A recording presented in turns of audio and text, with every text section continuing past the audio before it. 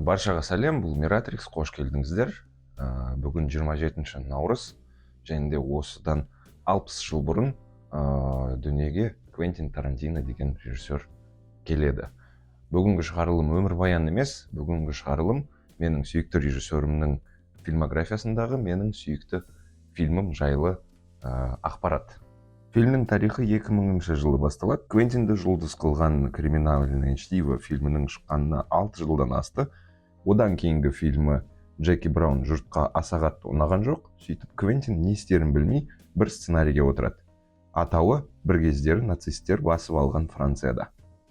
Квентин ол фильмнің финалын таба алмай қалады да, бір кезде құрбысы Ума Турманнан Биллді өлтіретін кез қашан келеді деген СМС алады. СМСпен бірге шабыт алғандай нацисттер туралы фильмді тартпасына салып қояды.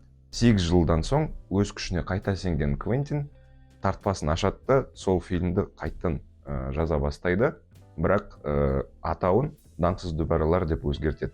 Ал бір кездері деген сөзді сол тартпасына тағы бір 10 жылға салып қояды. Бірінші болып жобаға Тарантиноның ескі достары Харви Кейтель мен Сэмюэл Л. Джексон қосылады. Екеуі де дауыспен ойнап шығады. Мынау Кейтель, ал мынау Джексон.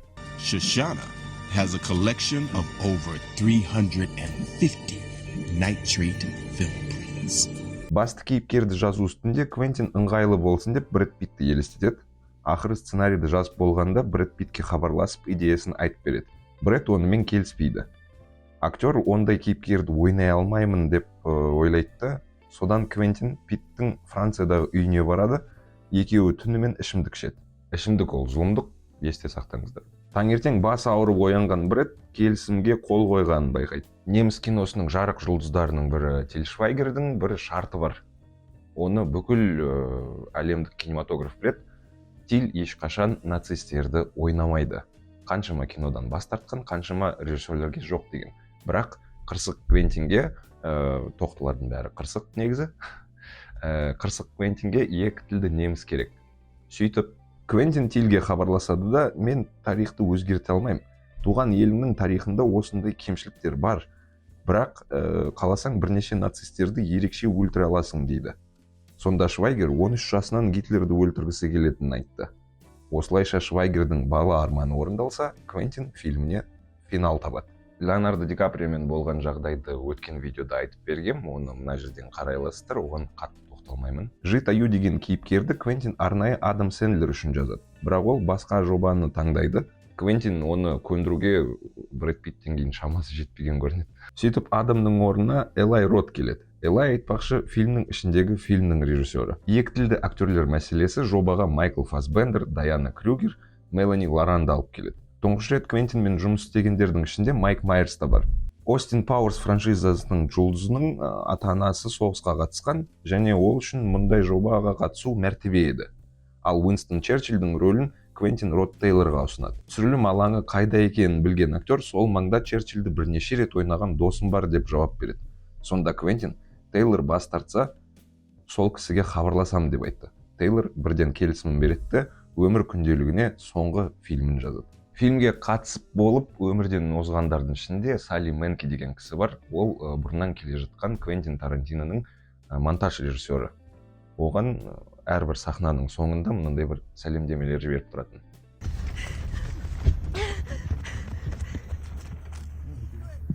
Hi, Салли!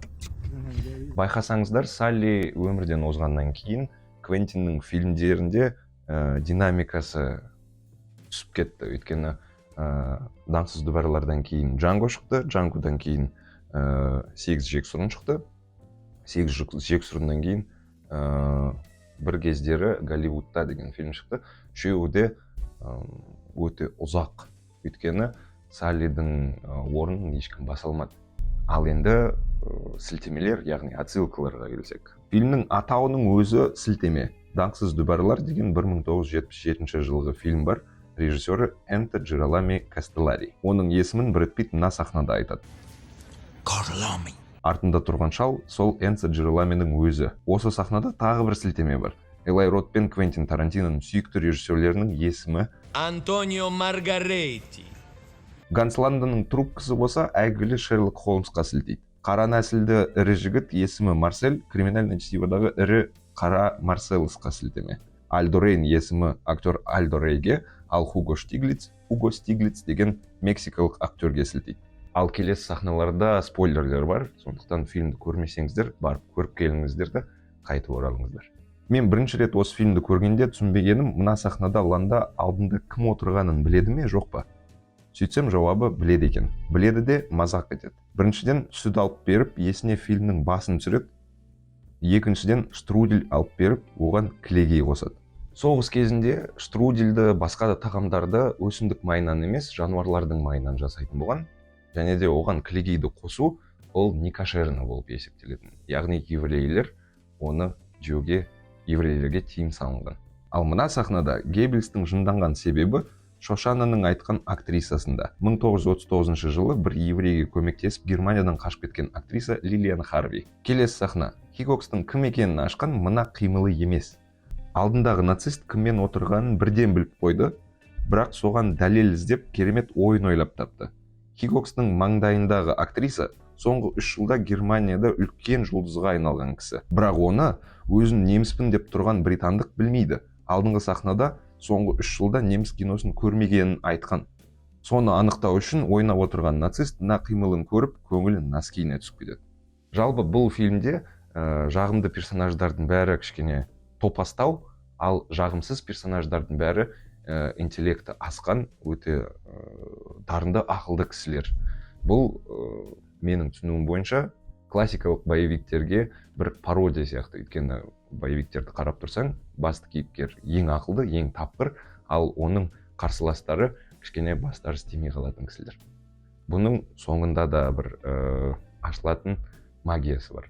Фильмнің атауы неге ондай білесіз ба? Сюжетке назар аударсаңыз, дүбәралар отряды соғысты жеңу пландарын құртатта жүреді. Олар басты кейіпкерлер де емес. Оларсыз-ақ Шошана кинотеатрды өртейтін еді. Яғни нацистер оларсыз-ақ өлетін еді. Даңқ жоқ. Не істесе де. Я, олар Гитлерді ат тастады, жеңіске ат салысты. Бірақ даңқтың бәрін келіскен Ланда алып кетеді. Гитлер ақыр соңында кинотеатрда қайтыс болады. Оқтан ба, өрттен бе, айырмашылық жоқ. Гитлер кинода өлді. Тонкость. Жалпы осы фильмді 9 мамыр күні бір каналдардан көрсетсе, өмірдің өзгергенін сонда байқайтын шығармын мен. Сіз не ойлайсыз? Ал енді фильмнің месседжіне тоқталсақ. Соғыс деген жаман екенін айтқың келсе, айтта сабыр ет деген еді Тарантино мырза. Квентин бізге мына фильмді көріп, рахаттанып жатқан нацистерді көрсетеді. Бізге бұл сахна жақпайды, өйткені фашистер зұлымдық. Бірақ 10 минуттан соң тура сондай кадрда біз Гитлердің өлімін көреміз де жанымыз рахаттанады. Сонда біздің фашистерден айырмашылығымыз неде? Айырмашылық жоқ.